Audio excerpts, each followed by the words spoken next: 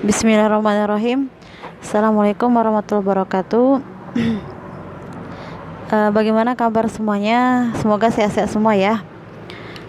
Oke, kita lanjutkan pertemuan kita anatomi fisiologi manusia. Pertemuan yang ketiga ya.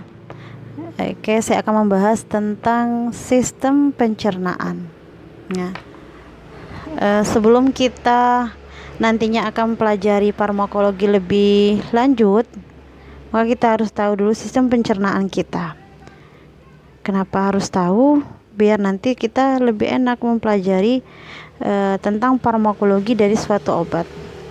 Kan obat itu mengalami namanya ADME, ada absorpsi, metabolisme, ekskresi, gitu ya. Nah, kita harus tahu dulu namanya sistem pencernaan, bagian-bagian yang akan dilewati dari obat-obat tersebut. Jadi kita harus tahu dulu sistem pencernaan dari manusia. Jadi kita tahu anatominya dan secara fisiologinya. Oke. Sistem pencernaan adalah suatu sistem yang membantu manusia dalam mencerna makanan dan minuman yang dikonsumsi menjadi zat yang lebih mudah dicerna oleh tubuh dan diambil berbagai kandungan di dalamnya yang berguna untuk organ dalam bagian tubuh secara keseluruhan. Jadi secara jelasnya bahwa pengertian dari sistem pencernaan ini merupakan alat bantu manusia dalam mencerna makanan minuman sehingga menjadi suatu zat seripati yang siap nanti untuk didistribusikan ke bagian tubuh kita yang membutuhkan. Nah, itulah disebut dengan sistem pencernaan. Nah, ini sistem pencernaan manusia. Ada dua proses dalam pencernaan manusia. Ada proses secara kimiawi, ada proses secara mekanis.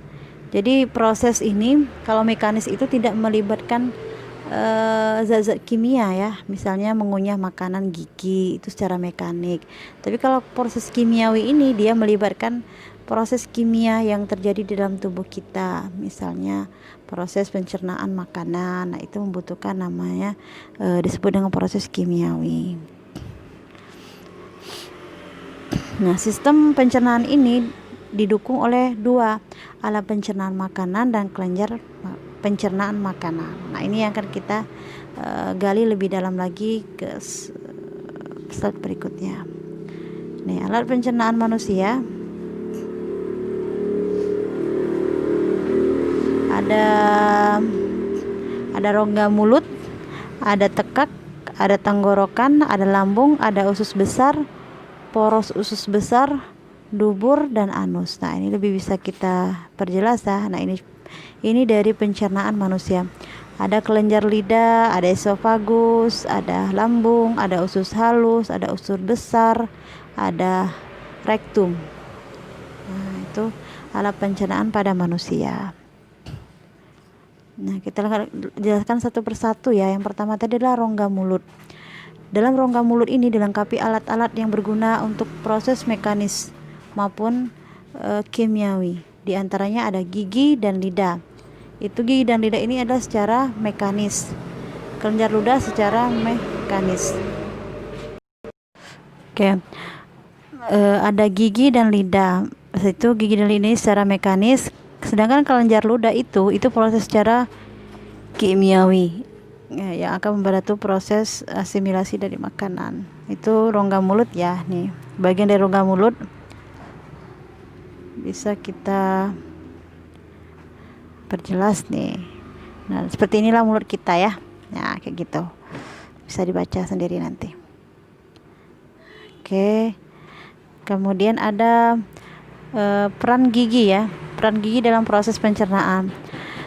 Dalam rongga mulut, zat makanan dikerjakan secara mekanis oleh gigi agar menjadi bagian yang lebih halus. Artinya dipotong-potong ya dan dikunyah. Dalam pekerjaan ini gigi dibantu oleh lidah dan air ludah. Jadi gigi itu merupakan proses secara mekanis. Ini gigi ya. Ini kita bisa lihat, kalian bisa lihat sendiri nah. Bagian-bagian dari gigi itu sendiri ya. Gigi ya. Oke, kita lanjut lagi.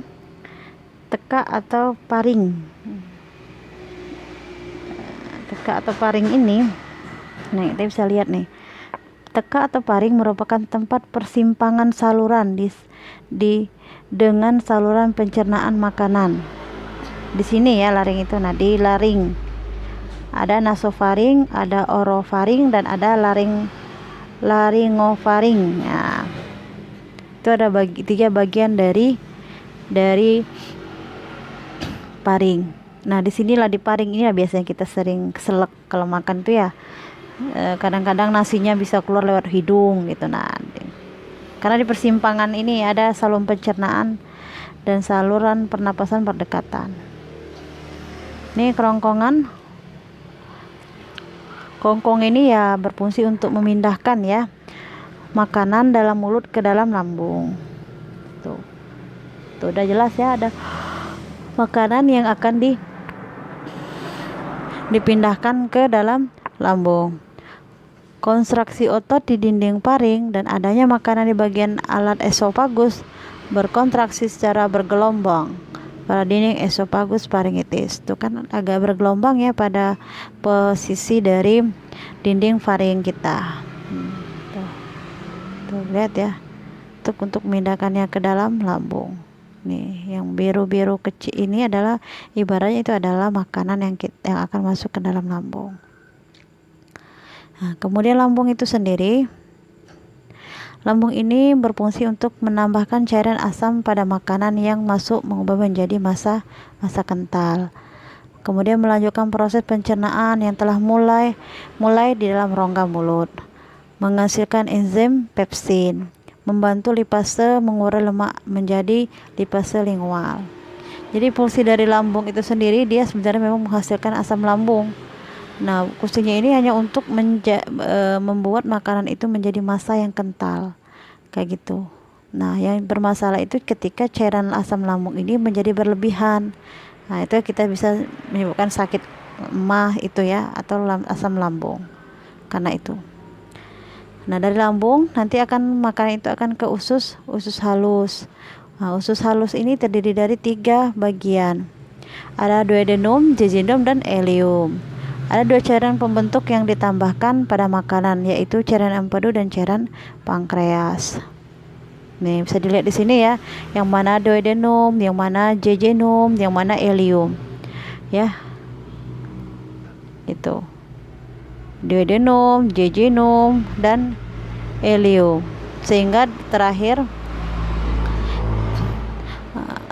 nah kita bahas satu-satu. Ini ada usus besar. Usus besar dibagi menjadi beberapa bagian, yaitu kainum, kolon, dan rektum. Antara 5 sampai dengan 7 cm pertama adalah bagian usus besar yang disebut dengan kainum atau usus buntu.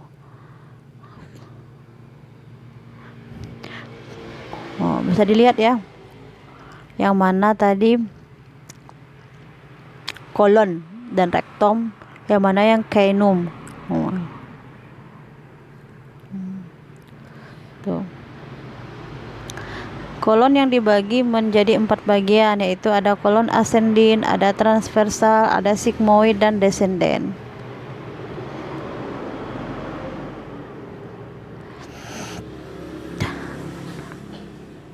Terakhir itu adalah anus. Anus disebut kanalis anal, yang dilapisi mukosa yang tersusun dalam sejumlah lipatan vertikal. Lubang kanal atau anus pada eksteror dilindungi oleh 2 otot suspekter. Di antaranya ada di internal berupa otot polos dan di eksternal berupa otot lurik. Jadi gini ya.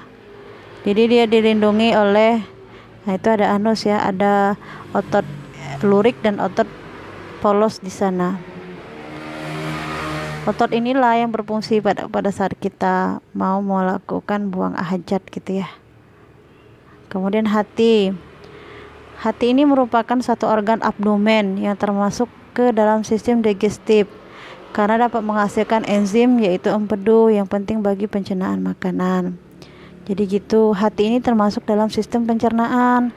Karena kenapa tadi? Karena dia menghasilkan enzim, yaitu empedu, yang berguna untuk mencerna dalam pemecahan lemak. Fungsi umum hati secara umum ya, untuk memproduksi albumin, detoksifikasi, untuk metabolisme karbohidrat, lemak, dan protein. Itu fungsi dari hati secara keseluruhan. Sedangkan pankreas ini merupakan suatu organ yang terdiri dari 2 jaringan dasar, yaitu asini dan pulau pankreas, atau enzim yang dilepaskan oleh pankreas akan mencerna protein, karbohidrat, dan lemak. Enzim proteolitik memecah protein ke dalam bentuk yang dapat digunakan oleh tubuh. Pankreas juga melepaskan sejumlah besar sodium bikarbonat yang berfungsi melindungi duodenum dengan cara menetralkan asam lambung. Jadi sebenarnya sistem pencernaan kita itu sendiri sudah memiliki namanya penawarnya ya. Seperti pankreas, dia menghasilkan sejumlah sodium bikarbonat. Sodium bikarbonat ini berfungsi untuk melindungi duodenum dengan cara menetralkan asam lambung. Ya.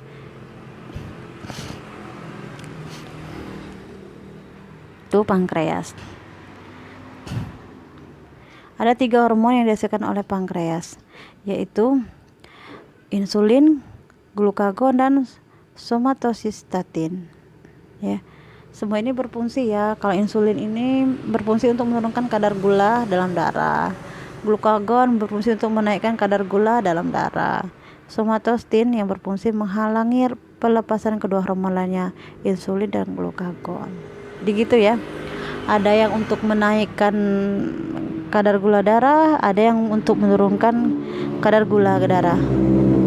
Yang satunya membloknya melindungi, menghalangi pelepasan dari hormon insulin ataupun hormon glukagon. Jadi itu dari pankreas ya.